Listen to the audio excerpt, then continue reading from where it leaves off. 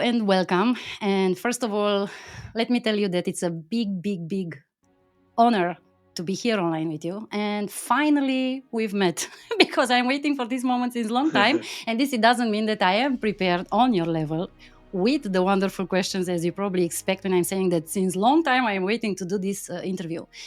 Alejo Lopez, first time in my on my channel and for my public, it's a premiere. So welcome and thank you because you accepted this invitation. Thank you so much. It's an honor to be here. I'm very glad that I'm here. Thank you. I hope. I think it's so important that people are doing all of this kind of job to promote astrology, Yes. and so I'm very glad that I'm here. It's a project. It came everything from my heart, and it came from our hearts, because we are many together in this project involved. But all the crazy ideas. So I'm the orchestra woman here. My dear friends, my Romanian friends, Alejo Lopez is born in Argentina and moved in Europe at the age of 23. If I'm saying something wrong, please correct me. And he holds a bachelor's degree in performing arts, another one in psychology, and of course the Faculty of Astrological Studies diploma from London, the supreme high level, fantastic, unbelievable. And I congratulate you for this. And you are a tutor there too. And now I was just clarifying the context, how we've met, because I had the chance to see you in action in some workshops, and the way how you teach the students and your enthusiasm and your package of skills, it's absolutely, I can't describe. It's about this especially I want to talk. Thank you so much. You're very kind. Thank you so much. It was a long road to arrive here, I guess. And I'm very curious who is Alejo Lopez? Who is your best friend, Alejo Lopez? Actually, this is my first question. I hope it's your first. How would I describe myself? That's such a good question. There are so many levels. I would say, I mean, as a person or as an astrologer? From all the points of view as you want to present yourself for my public, how you would describe yourself? Okay, so I would say that I'm an astrologer. I am a person who has grown in Latin America, but then has learned astrology in Europe. So I have a little bit of both worlds, a little bit of the Latin American spirit and a little bit of the let's say the academic approach to studies that they have in Europe. In Latin America also there's a lot of academic approach, but not so much to astrology. So I have kind of this passion and the rigorous approach to studying. And also I would say that this thing about being between two worlds is one of the characteristics that define me, because also I'm an astrologer, but then I also like to work a lot with the body, so I'm not so rational. Also, I'm an immigrant in Europe, so it's like I'm not from here, I'm not from there. I'm doing an MA in the University of Wales, so I'm trying to become an academic, but I'm not an academic yet. So there are a lot of things, there are a lot of circumstances in which I find myself like in between two areas. And I think that's one of the things that define me, yes. Yeah, I was very curious about these aspects because your first encounter with astrology, how you would describe, how did astrology find you? Well, this is also one of the things that characterizes me. I'm like very spiritual, but at the same time, I'm very rational, I'm very grounded. So it's like I'm always kind of in between two things. And when I had to find astrology, when I discovered astrology, to be honest, I don't know. When I was 6 to 7 years old, there are 3 games that I remember that I used to love playing. And one of them was I used to dress up like an Arabic magician and speaking Arabic, my made own Arabic. I had made my own language in Arabic, and I was kind of casting spells and all of that. So wonderful. A signature, perhaps, that I wanted to become an astrologer. I don't know. You were attracted in the first And level by the magical world or something on that direction. yes, and when I was a kid, I didn't really know what it meant. I was just like having Yes. fun. Yeah. And then when I was a bit older, I started studying Kabbalah. So Kabbalah is a spiritual tradition, but it's also very rational. It's very abstract and very rational. And my teacher used to say that it's a reasoned approach to faith, or a logical approach to faith, however you want to put it in English. And and I think that I also grounded a lot my approach to astrology, which is again this idea that there's a mystical experience, but there's logic behind it. A logic behind. Yes, it's a mixture. Absolutely. Actually, this is somehow connected with what type of qualities do you think are needed to become a good professional astrologer? Especially because you were mentioning a little Kabbalah and shamanism and all these magic fields, and how would you describe that line of qualities which I believe they are necessary? Do you think people are born with this, or you just develop during your trip in life? No, I definitely think you can develop this. I think there's a technique that you need to learn, and that if you follow the technique, everybody, maybe not everybody, but mostly everyone can become a good astrologer. I do think that to be a good astrologer, you need to develop perhaps compassion for humanity and a lot of love for humanity, because you're going to face the darker side of many people, and it's very important not to be judgmental when that happens, because we all have a dark side. We all, under certain situations, would do terrible things. So I think it's very important to acknowledge that we're all humans and we're all struggling in the darkness to make meaning, to find some meaning in our lives. And everybody will do this in different approaches, in different ways. And there's not probably one right way but maybe there are some ways that are, like, moralistically speaking, are not so good. But when you're doing the astrologer, it's important to put that in a pause and just try to face this human which is struggling with coping with life.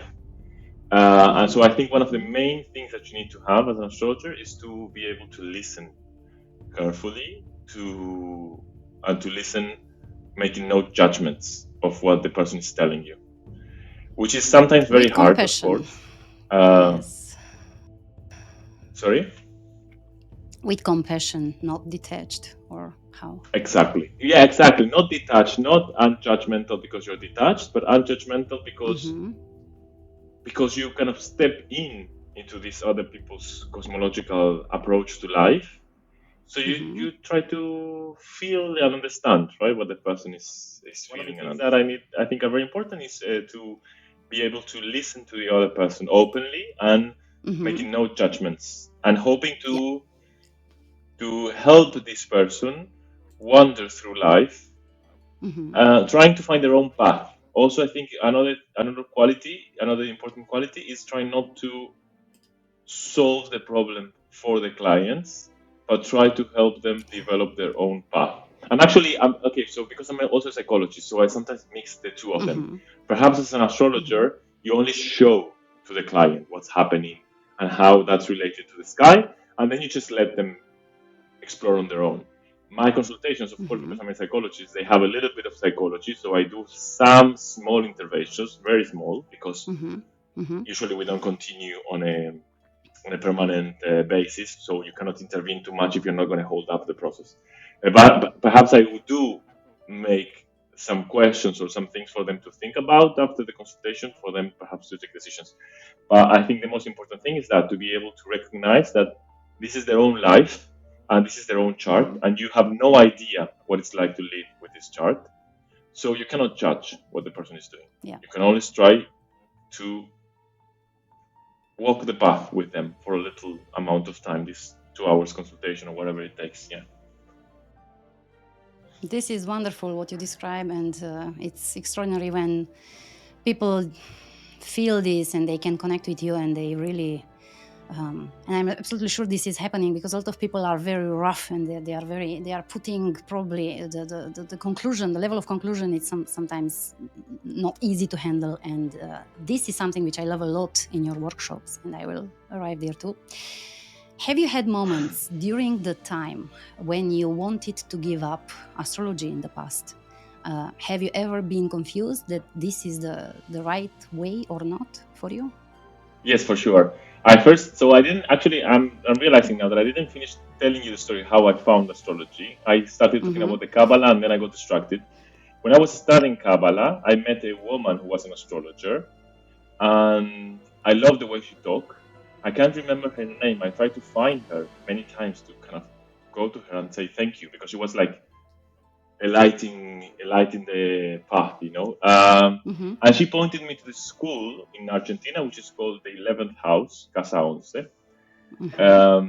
And I started studying astrology there, and I didn't know anything about astrology. I have never seen my chart. It's like I just went there and I signed up for the course. It was a 4-year course, and I just signed up and I started. Yeah. And as I was, and you were fascinated, I guess. You were absorbed completely by, or what type of effect? Yes, I was fascinated by it.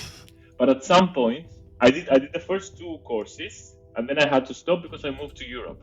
And when I moved to Europe, I was very busy with getting my papers in order so that I could work and all of that. So the first year in Europe was a bit like a survival mode. So the astrology went into the background. And then on, I started this period, which I don't remember now exactly how long it lasted, maybe 3 years or 4 years, in which I was coming back and forward to astrology, because something in me was telling me, this is not possible. It's not possible that this is real. So it was a period that I would do some charts. I mean, I wasn't fully qualified yet, but in the school that I first studied, they were always encouraging to start doing charts as soon as possible. Of course, not, as a practitioner, not as a professional. And so I was doing charts sometimes, but every time I was coming back like, no, this cannot be real. Why you felt that? I mean, I'm sure it's... Why? How you explain that you had this kind of hesitation, or how to describe? Yeah, why? I think it's because I'm a very rational person also. So I needed to find some rational explanation to this working, to how astrology works. And I was coming and going. And then at some point, I'm not sure how it happened. I remember how it happened. I went back to astrology and all of that. And I remember actually during the first years of when I was studying at the faculty, I was still sometimes hesitating whether this made sense or not. I was still like, this is impossible. This cannot be. But at some point, something clicked. I think it was 4 or 5 years ago. Maybe a bit more. I'm very bad at counting the time backwards because I have a very bad memory. You don't keep that journal. So maybe a bit more now. You teach us to keep a journal, and you don't keep a journal, huh? I don't. To check what is going on, because I used to have a journal. At least you can see the transit and what's going on. Yeah. Yes.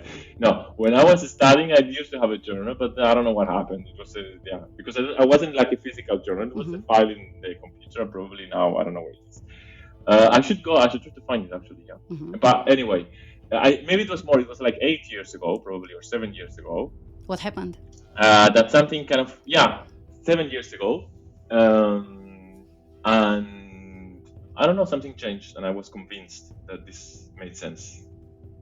It was a hard period for me. It was like my,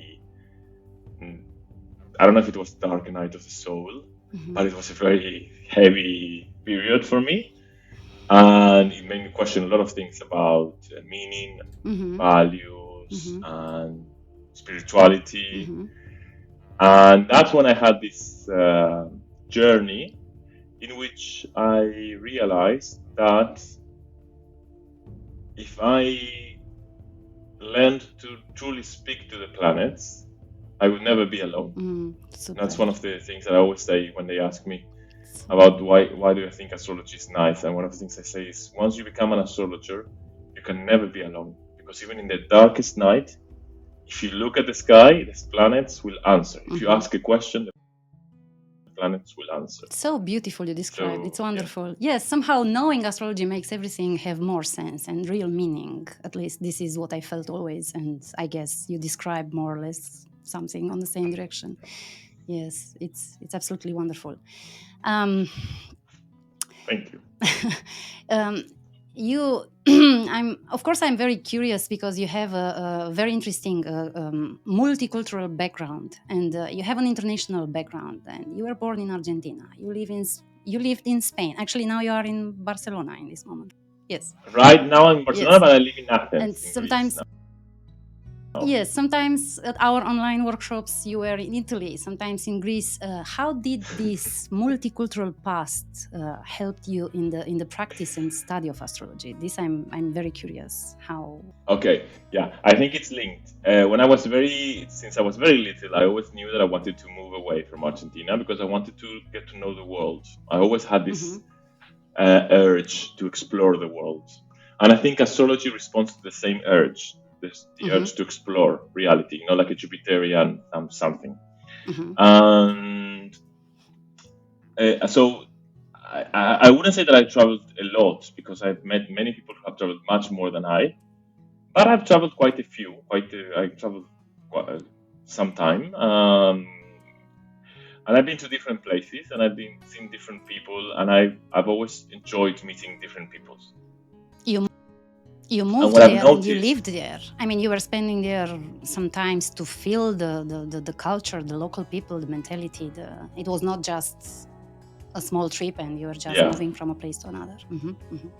Yes, I lived of course in Argentina. I lived for 2 months in Uruguay, and then in Spain I lived in different cities, in Barcelona, Mallorca, Ibiza, Seville. Oh, don't tell us. In Italy, I've never lived in Italy. In Italy, I've never lived in Italy, but I've been going I've been going a lot always because I have many friends there. So I was often going there. So I also got to know a lot about Italy. And then now I'm living in Greece, right? And what I've noticed is that no matter where you go, people are struggling with the same problems, and also they find happiness in the same. They find happiness and meaning, no matter what their cultural background is. We're all in the quest for happiness and meaning. Yeah. And of course, we find happiness in different places and in different ways, right? But it's if you take a step backwards and you look at the different situations, there are these patterns that are repeated somehow. And I think that's how traveling has also influenced the way I look at astrology, because I really think that we're all searching for the light, here. Yes, completely agree. We are all different, but we are all the same. I am always saying this. People watch me a little strange. Yes, No, I it's agree. not true. It is. If I guessed right, you practice shamanism and yoga. And now thinking about the South America, because this is a fascinating world for me. I never had the chance to travel there, but I've heard a lot of stories, at least around me. And considering this, I ask you, how do you see the need for an astrologer to have a practice of his own, a spiritual practice, given that astrology is a spiritual science and in the end requiring a certain level of awareness and mental focus to surprise the significance of the archetypes and the development of the symbolic thinking? And especially because you are coming from this area where you were born, and I think you really are connected somehow on a specific level with this type of energies, which, by the way, they are a little familiar for me from my area, Bukovina too, because in the northeast of Romania, we have some connections with nature and these rituals and this, but it's another way of practice. Yeah, it's another approach, but it's still there. Yeah. Another approach, yes. Yeah, shamanism is universal. what was his name? I forgot his name now. I don't know how many fields there are in shamanism, Which so are- you can develop. I really invite you to tell me more about, because I'm very curious. Very. Which type of shamanism is? Yes.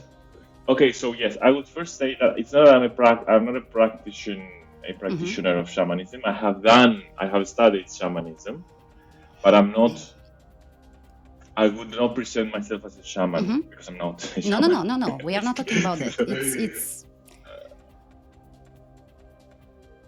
you understood? Yeah, I know, but just in case, just to make it clear. Yeah. So I have done some practices on my own. I mean, on my own and with shamans that guided me. But it's not like what I want to make clear is that it's not that I'm guiding other people into their shamanic journeys or anything like that. Now, I do think that it is fundamental, it's like paramount for astrologers to develop an astrological practice and also, not astrological, spiritual practice. Spiritual practice, yes. And also a practice of a therapeutic practice of self-knowledge. So you can take whatever path you want. If you like shamanism, you can take shamanism. If you like doing, I don't know, Akashic records, you can do that. If you like doing, I think everybody should do analytical psychology, like Jungian psychology. Everyone should do it, I think. If you're going to be working, if you're going to be working with other people's lives, you're going to be dealing with other people's lives.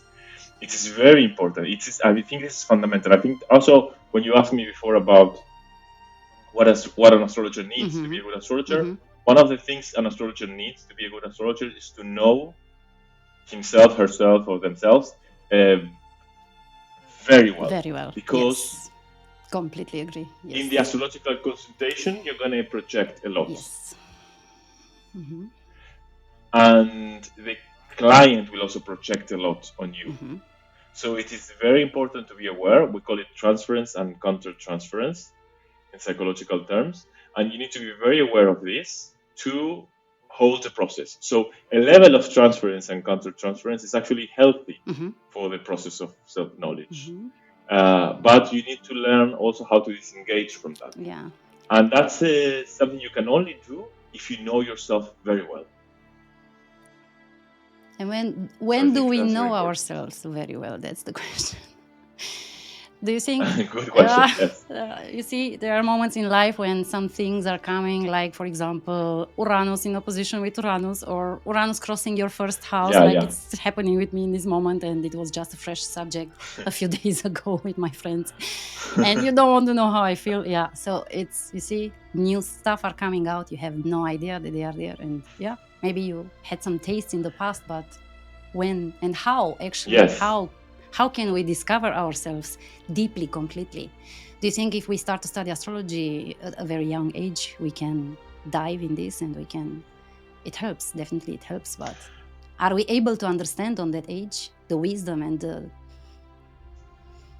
of astrology? I think we are. I think you're on a very good point. Yeah, that's something about who we are, because who we are is not a static thing. We look at the chart and we think it's a fixed image, right? We think it's something permanent, but it's not. Because the sky is in motion. Yes. So the self, I don't know how to call it, the self is constantly renewing itself.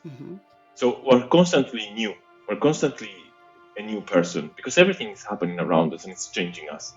So yes, I think in one level, we never get to fully know ourselves because we're never complete. We're always expanding. We're always becoming something else, right? Yeah, and that's, again, goes back to your question. I think that's why we need to have a spiritual practice or a therapeutic practice so that we are open to discovering who we are. You know, like in Jungian psychology, Jung talked about the persona, which is kind of these masks that the Greeks used to wear to identify the characters. And the problem is that sometimes we have been wearing these masks for so long that they get stuck on our skin. So we forget that this is just a costume that we're using, and it was useful for a while, but now we're becoming something else, right? Yeah, absolutely. So in order to be aware of that, I think we need to do we need to have a spiritual practice, and moreover, a psychological or therapeutic practice. Like, for instance, I still do sometimes supervisions for my sessions. I don't do supervision for every session, but some of the charts I ask an astrologer that I trust, that has more experience than I, to help me prepare the chart. And very often they tell me something fantastic that I hadn't seen, and sometimes they're just reassuring me what I had read in the chart, right? But I think it's so important to have this other person kind of helping you see that you may have blind spots. And also, for instance, I'm also going to therapy, not because I think I have something to solve, not because I think I'm going crazy, but because I think what you were saying, there are levels, there are layers of who we are. And I think it's very important to be aware of that. Of course, it doesn't mean that you're going to have to do therapy all of your life, but maybe yes, of course. Every once in a while you can go back for a period to research again, who you are. I think it's very important. One of the reasons why I like a lot the Faculty of Astrological Studies from London is connected exactly with the next aspect. And now please be patient with me, because I want to ask you something which I want to ask you since a long time, and I want to say all the story here because it's a big sentence. But I think it fits with what you were just describing. One of the lines of the Faculty of Astrological Studies in London is related to the huge emphasis on the way astrological counseling is done. Namely, I will give an example. This kind of expression, it could be, or it may do that and this. It could have been this way or that way. It may be, it may, etc. And my question is, doesn't it fall into too much relativism during the consultation? Shouldn't a balance be maintained here? And what will the client say when everything is under the sign of only some possibilities? Wouldn't it just be uncertainty in the counseling session? Isn't that a little too much relativity? How you relate with this? How do you feel these things? What would you advise us actually? Because here it's a completely different approach. It's something totally new, and it's wonderful. I had a good feeling doing this, but on the same time, I had the taste of what I was just describing, a little too much uncertainty and relativity. So it's something that has been criticized about psychological astrology. You're not the only one who's thinking this. Like, there's some criticism out there that psychological astrology is always trying to come up with a positive side, and it's always trying not to risk too much. Like some people say, the psychological astrologers, they are proud that they don't make predictions, and it's like the objective of astrology was to make predictions in the first place. So I think it's a good point, and I would say it this way: there are different ways of approaching astrology. I like to say there's one that is the astrology of power, and the other one is the astrology of contact, I would call it, or touch, if you want. So the astrology of power, the astrologer has the knowledge, and the astrologer knows how this chart is going to be expressed, and knows who the person is even before they meet them. In the other astrology, the astrology of contact or touch, the astrologer believes, or this is the way I approach it at least, that there's something unique within this person that cannot be pinned down in a chart, that we cannot foresee, we cannot see in the chart. And what we hope when we do the consultation is to invoke that, to discover that part of this person. Yeah, we could be the soul. I would say it's like something. It's like Marsilio Ficino, the astrologer, he used to say that we're physicians of the soul. And so it's like we're connecting with the soul, and we're trying to see how has this soul in this incarnation managed to deal with this chart. And I really believe that we never know, because first of all, we can make a mistake in the prediction, and if you are too And it's again the thing about the transfer and the counter-transference. The client will take into account what the astrologer says. Yes. If, sometimes clients will come back and they will tell you like, yeah, because last time I had the consultation, you told me I should quit the job. Like, I'm sure I didn't say that. I'm sure you heard that because you wanted to hear that. But I'm sure I didn't say that. So whatever you say is taken like you're representing the sky.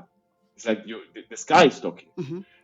So it can be very dangerous to do hard stick predictions because you may be wrong, which is one point. And the other point is because, to be honest, I go back to what I was saying before, nobody knows what it's like to live with this chart except that person. So everything you say it's a theory, it's a hypothesis. You don't really know what it's like. So I think it's very important to approach it with a mysterious expectation of seeing what did this person do with his chart? What did he create or she create with his chart? How like when you go to a friend's dinner and they tell you, I'm gonna cook, I don't know, chicken. But you don't know, it's gonna be roasted chicken, it's gonna be with rice, it's gonna be grilled. And then you come back and they serve you this chicken with, I don't know, a chocolate Mexican sauce, which is something you would have never tried. And it's like, wow, look how creative it came out. Yeah. So it's something like that. It's like, what did this person do with his life? I don't know. And that's another reason. And the other reason is sometimes you may read something in the chart and your reading is absolutely accurate. I wouldn't say right or wrong, but it's accurate. It's like you're really describing the whatever aspect it is and whatever the person is going through. But the person may not be ready to see it. And this again goes perhaps to my psychological background. So in psychology, we study a lot that people have systems of defenses. So they defend from certain truths about themselves because they might be hurtful. And it is very dangerous to tear these defenses out, because if the person's psychological system built these defenses, it's because they needed it to survive. And I cannot be certain that this person would be better without those defenses. So I need to approach it very carefully and invite the person to let go of those defenses, but it's something that the person has to do. Of course, that's psychological, that we're not approaching all of that in the astrological consultation. But to claim a truth that comes from the chart, even if it's very, very accurate, if the person is not ready to hear it, it could damage the person, it could create a lot of rejection, and it might not help them being aware of that. So it might help them more to ask a question. Like you see, I don't know, a Saturn opposite Venus, and you can tell them, like, from this chart, I would think that maybe you feel that your relationships don't love you enough or don't give you enough value, or that you're somehow restricted to make deep connections with them. How do you resonate with this? Have you had this experience? And see how they feel and see what they say. And maybe you can guide them into the idea of a Saturn opposition Venus, is that they need to choose. I wouldn't say they need, but they could build a relationship by choosing people who are committed, who are mature, who are willing to stand the test of time, instead of choosing other kind of relationships. But I cannot know from the start. I need to see how they. I also, you don't know how much the person is aware of them. Sometimes what happens to me in the consultations is I tell them something, and they tell me, yes, that's how I felt exactly 10 years ago. But now I'm aware of that, and I did this and this and that. So we don't know what they have done. So I think we need to be very careful of that. Also, in some spiritual traditions, there's this risk of, I'm not sure if this is the right term, so don't take it literally. I'm not sure if this is the right term, okay? Don't take it literally. But it's like you can steal a person's growing experience. It's like a kid. It's like a kid.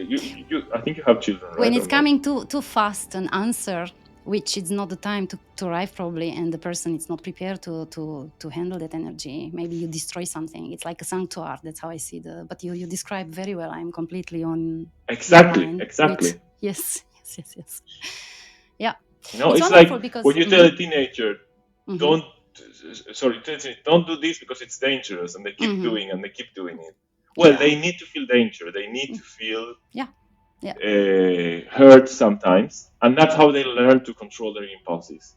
But you cannot steal that experience from them if you want them to mature. And I think it's the same thing. If you just tell them what you see in the chart, you're not letting them be aware and see what they make up of it. Yeah, you cannot protect them, because as a mother you want to protect at least your child. I remember once during a workshop, and I was asking you about the position of Saturn in the 7th house of my birth chart of my daughter. And they were like some potential advices, and then you say, this is something very tricky, because if you protect her too much, or do you want to jump a little in this, and how you would describe Saturn in the 7th house? I don't remember. What did I say? That if you push her to relate with the others too much, it's not necessarily the best approach. If you if you protect her, and if you keep her probably isolated at home too much, it's again not so. It's a kind of dance here, and you need to feel how, and because what it's written in the chart, probably it will anyway developing. So yeah, it was just considering with this aspect of Saturn in the 7th house, and I still don't know how to handle this. And my daughter is growing, by the way, so maybe you have another advice now. Well, I think with Saturn in the 7th, because this is coming from it's again talking about being non-judgmental. This is coming from a pre-idea that it's better to have a lot of relationships, and it's better to have to expand through relationships. And maybe it's not better. Maybe for this person who has Saturn in the 7th, it's better to have few relationships, but that are very stable and are very trustable and are going to be there. Yes, so that's how if you push her to open up and have a lot of relationships and connect with the rest of the world and all of that, it's coming up from your own perspective of how to build relationships. But for her, perhaps the way to build relationship is being more cautious, going more slowly, testing what's actually the purpose, what's the fruit, the possible fruit that this relationship may give, and all of that. I don't want to talk about my daughter. I have another question for you. Sorry. Yes. Please have patience.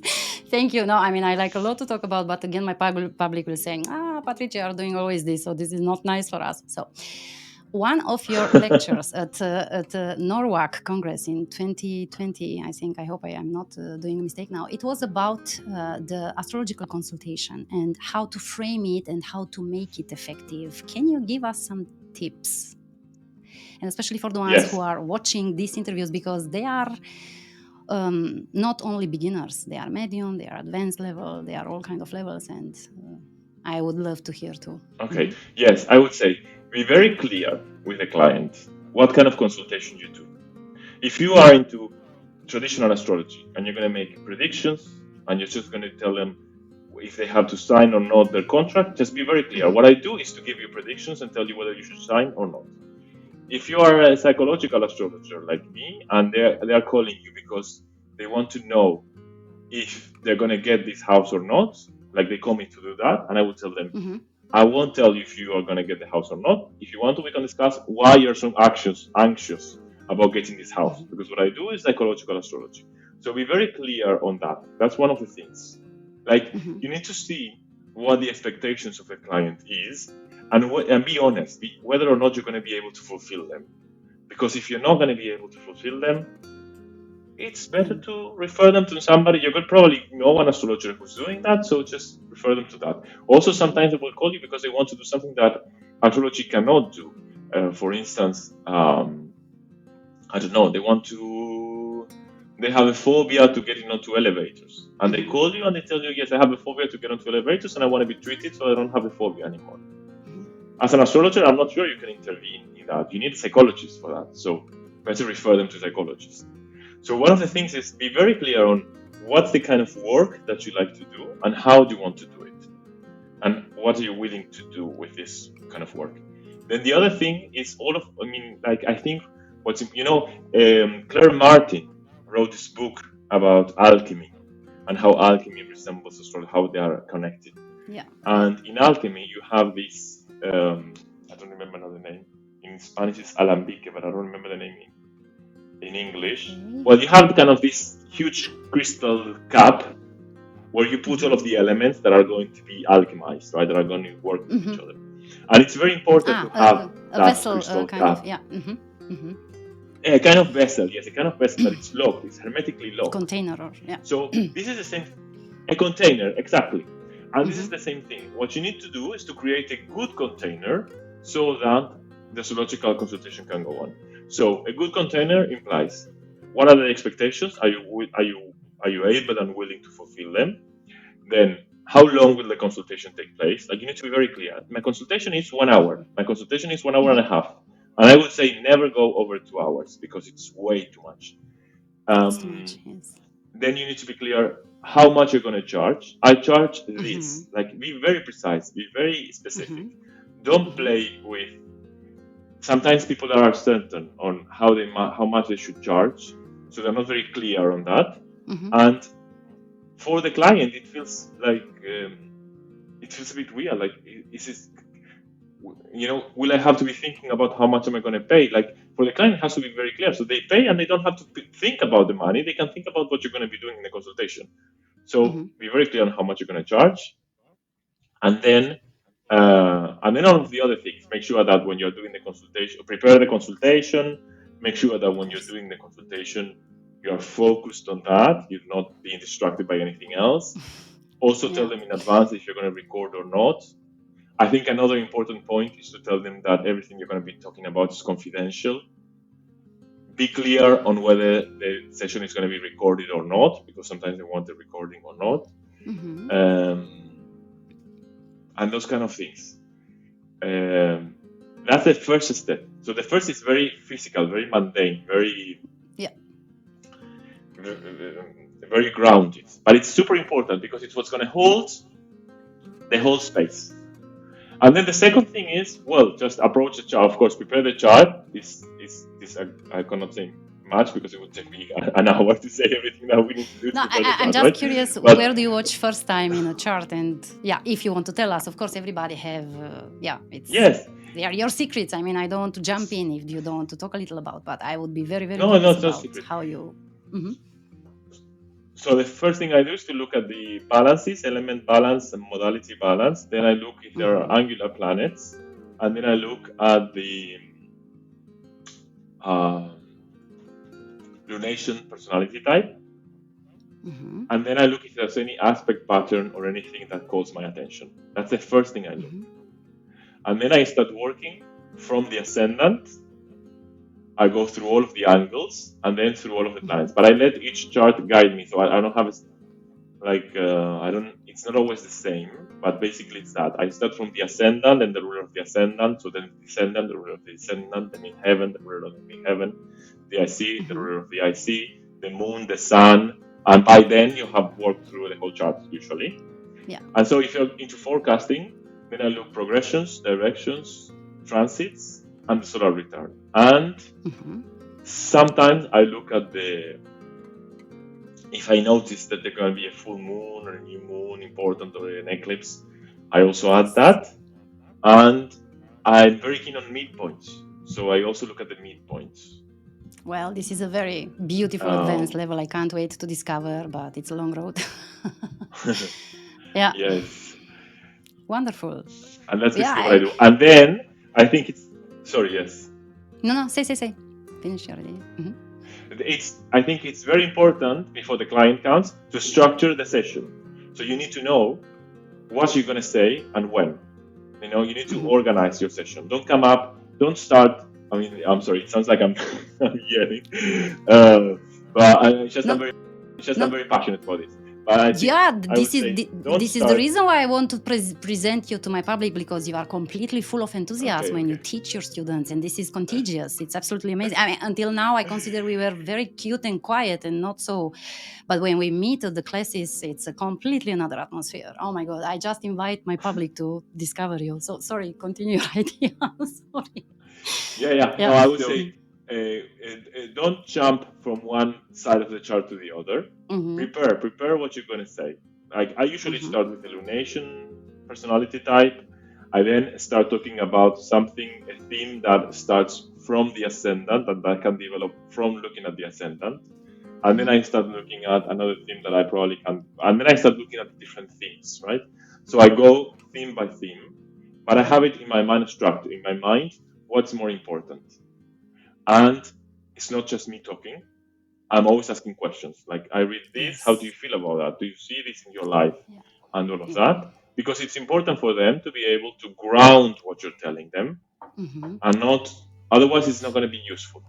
And then the other thing is, I don't go through the whole chart. I will talk about the themes that are more relevant at this moment of the consultation. So I look at the transits and I know what's happening. And I pay attention to that. Also, I usually ask them in advance, why do you want to do the consultation now? What is it that you want me to talk about? It's very curious, because sometimes they tell you that, no, I'm just curious about to know.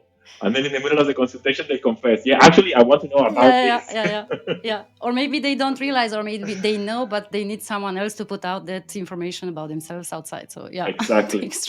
Yes. Yeah. Or wonderful, great. They need sometimes to feel safe, before saying that. Yes. Safe. The matter of trust. I think it's one of the most important ingredients here. And you don't know who is coming and who. The client don't know who is the astrologer, and the astrologer don't know who is the client. So when they meet each other, probably they need to feel a little each other and to have some skills in feeling each other and discovering if they are compatible or not, or if they can build something together or not. I would say it's just, I don't know, it's in theory. Yeah. Wonderful. Yes. Another curiosity of mine connected with your wonderful achievement, and I speak about your studies with the faculty from London. How long did it take you to complete these steps, and how would you describe this process? It's a long road, and how it was from the beginning until the end. I'm just curious, especially for the students who are now involved in this trip of their life, I would dare to call, because at least that's what I think it is in the end. Okay, I would say it took me around 7 years, if I remember correctly, to do the whole diploma thing. So that means to do the 9 modules and all of the tests.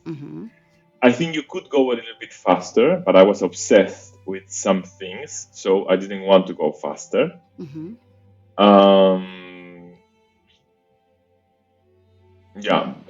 I for instance, when after module 3, for instance, I stopped for a while because I wanted to read books about the history of astrology. So I just stopped attending to classes so that I could read the books.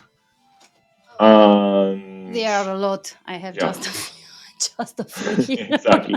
And they are all in English. Oh my God, I don't want to talk. I really want to tell us something about some books, some titles. I was a bit obsessed with that, so it took me a while. I think it's good that it took me a while. I think you could do it like in 3 years if you want to, or 4 years. But I think it's important to give it time, because it's not just that you're studying. You're learning a language, to be honest. Yes. And it's very hard to learn a language in 3 years. So I think it's important to give it time, and because you're going to change through the process also. So it's important to allow you to change through the process. That's what I would say. So if you do the online classes, you could do it maybe in 3 or 4 years. If you do the distance learning, I'm sure it's going to take longer, because you have more exercises to do, and then also it depends a lot on you. For instance, when I was preparing for an exam, I wasn't doing any modules. I would stop studying to just dedicate myself to the exam. Yes. And then once I had the exam done, I would go into the next module. So that also make it take some time. Yeah.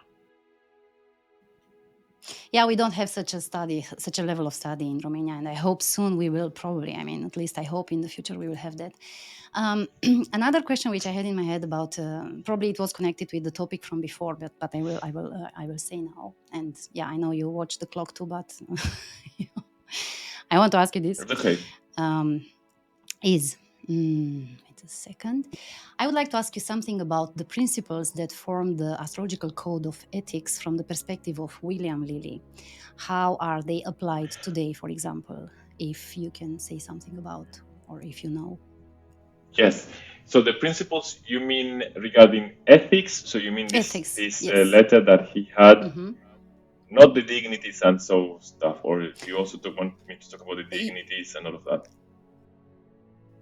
As much as you want to say in this question as an answer, as better it is for my public and me. So in the moral side of the thing of the question, William Lilly is an astrologer that I admire a lot. Mm-hmm. As far as I know, I should say I'm not an expert in William Lilly's astrology and in the astrology of that time. But as far as I know, he was somebody who would do the chart for anyone who would ask him. So he would charge according to if the person was wealthy or not. As far as I know, maybe this is a mistake, but as far as I know, so he worked also for poor people and for rich people, and he also worked for people who had a political view that was contradictory to his own view. Yeah. Mm-hmm. So in that, yes, exactly. So in that sense, I think it's a good approach. Mm-hmm. Again, it's about not being judgmental, and it's about trying to make astrology accessible to everyone. He was putting himself in a kind of neutral position. Yes. If you see you're not going to be able to do it, like for instance, imagine I get somebody in the chart in my consultation who thinks that the whole thing about Russia and Ukraine is the right thing. You know, that Putin is right in doing this. I don't know if I could do that consultation. Maybe it will, to me, it's going to be, I won't be able to remain neutral, so maybe I have to refer it. I don't know. I should see it at the moment. But so what I mean is that if you see that you cannot do it, you cannot remain neutral, just admit it, be honest, and send it to somebody who can help this person. Correct. The other thing that I really liked about Lilly is that in his letter, in the opening of Christian Astrology, he writes a letter to the student of astrology, which is a letter that I really like.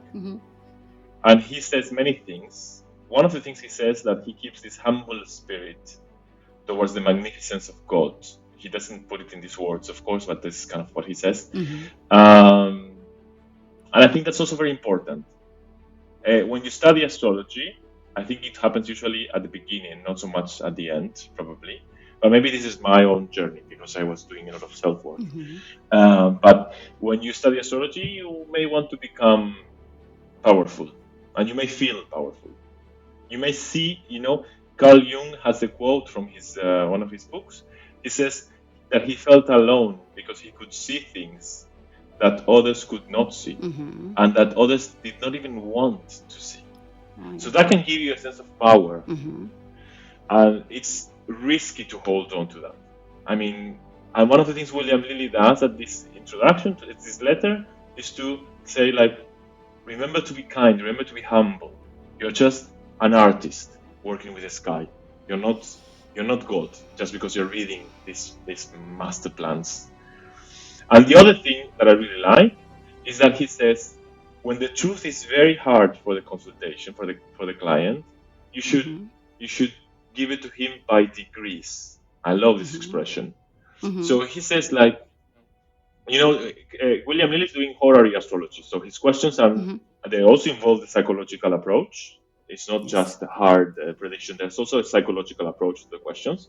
But people would go to William Lilly to know if they're going to get married, to know if they're sick, to know if they are pregnant, to know if they're buying this house. So it's like to know where their son who's lost is. So it's like has to be very clear, the answer. Yes. And so he says, when the answer is tough, you should address this. You should share the answer with the client by degrees. You should tell it by degrees. And I think it's lovely. It's like, be careful in the way you say it. Pay attention to whether or not it's necessary to tell them the whole truth of what you're saying.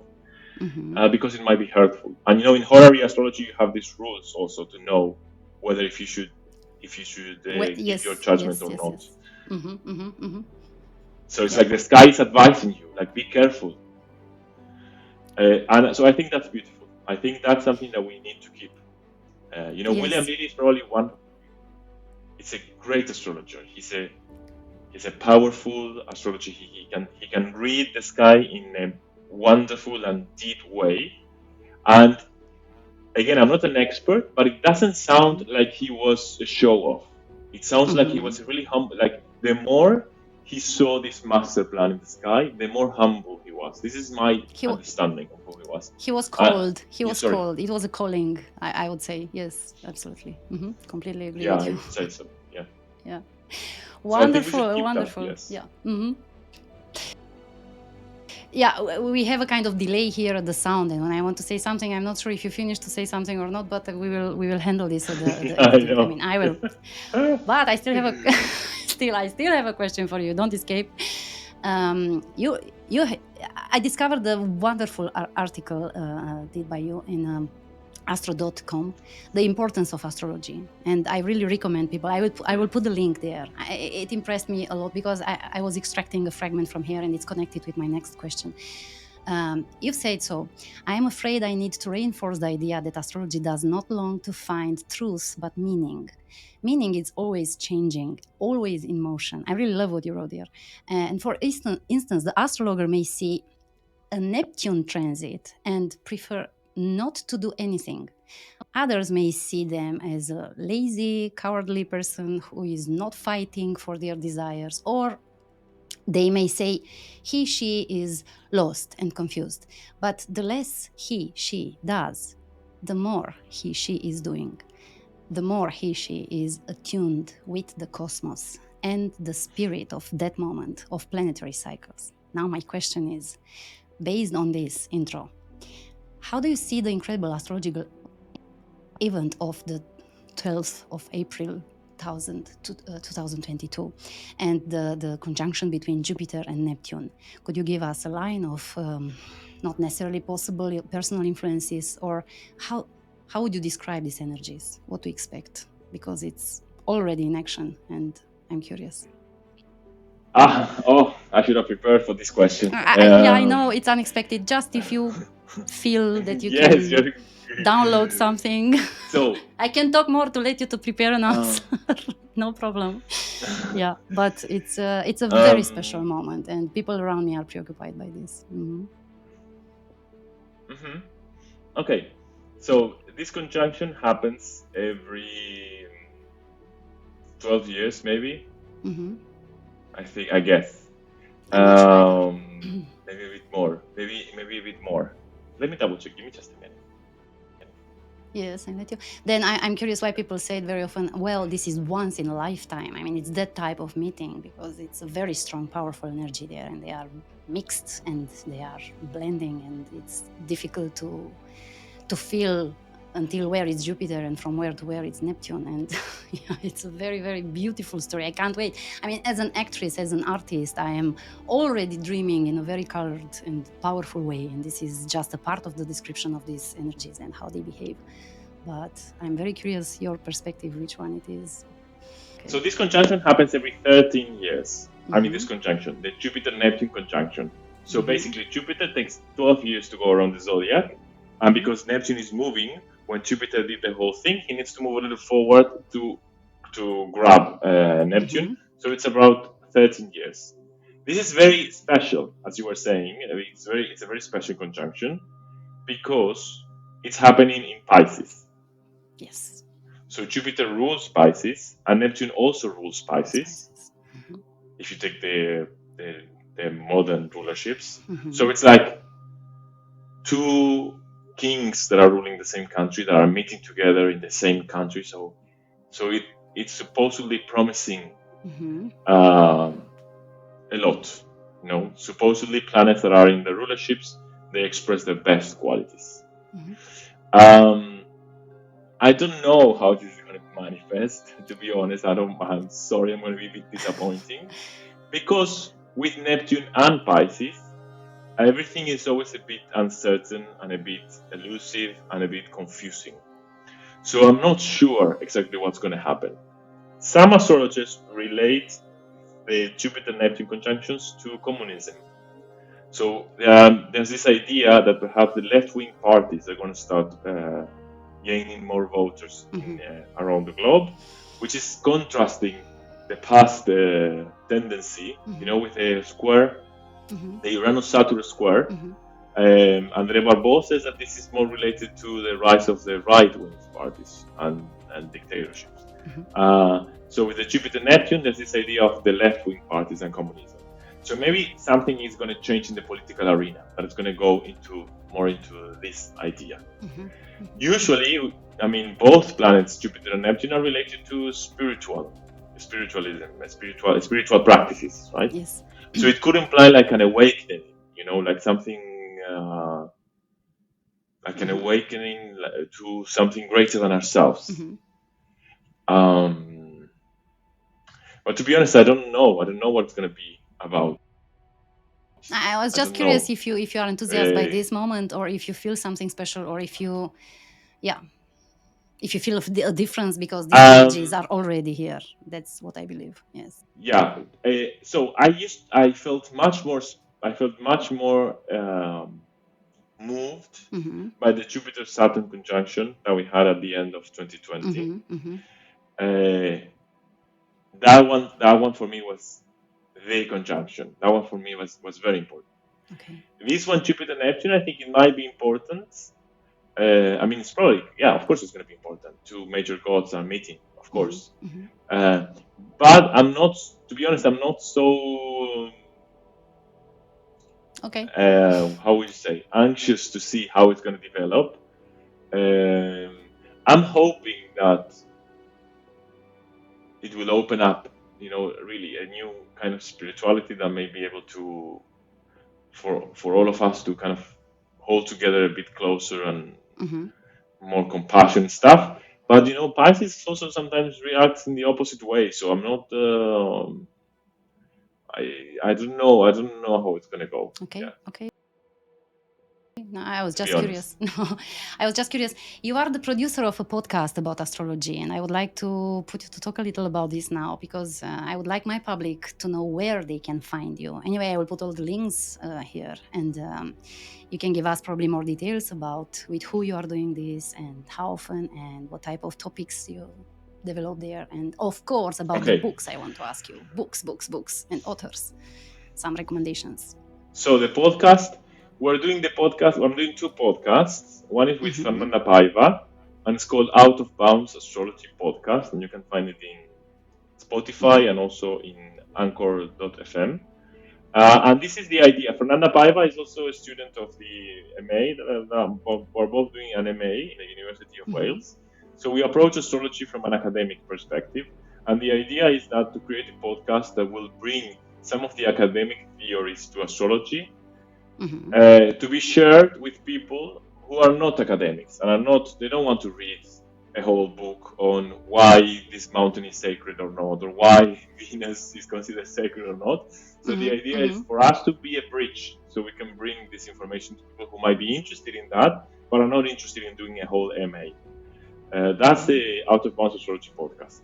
And then I'm doing with Rod Chang. By the way, Rod Chang has a school of astrology, which is called Academy of Astrology. I can't wait to see him and to meet him. I hope he will accept my invitation. And if you ask him about the Jupiter-Neptune conjunction, I'm sure he has a lot to say, because he's doing every month, he's doing a free panel discussion on the world state. And one of the things of his school is that he has a mundane astrological course that takes a whole year, because he's very interested into mundane astrology. That's also why I cannot talk that much about the conjunction in worldly terms, because I'm not such a mundane astrologer. But Rod he's very keen on that. He has studied history. I think he has a degree on history or sociology. I can't wait to talk with him. So we do these panels. If someone is curious about this Jupiter Neptune, they can also go and see his thing. And with him, what I'm doing with him is this podcast, which is called 10 Minutes Astrology Podcast. And it's for beginners. It's like we go in 10 minutes through the basics of astrology. So people who don't know, but they want to know, they want to start getting to know a little bit, but they're not willing to pay for a course yet because they don't know how much they like it. So they can start learning a bit and see how they feel. Alejo, thank you from the bottom of my heart. I can't say how happy I am that we did this. And maybe you have some books to recommend for my public. This is something which I'm asked about always. And some authors, yes. So my favorite book in astrology is The Moment of Astrology by Geoffrey Cornelius, which actually was kind of an inspiration for that article that you mentioned, The Importance of Astrology. So that's my favorite book. I would recommend everyone to read that. And then you were asking before about how to do the consultation. I would recommend everyone who's interested in that to read. It's called The Astrologer, the Counselor, and the Priest by Liz Green and Juliet Sharman Blurk or Borg or something like that. Then another book that for me is really important is The Magic Thread by Richard Idemon, because when I was questioning astrology, that was the book that took me back to astrology. So for me, it's very, very important. Yeah, I would say those three. Yeah. Okay, thank you very much, and I hope to see again another time. A lot of luck in everything what you are doing, and stay healthy. Thank you so much for inviting me. Thank you. It was a pleasure. For me too. Stay well. Ciao. Bye-bye.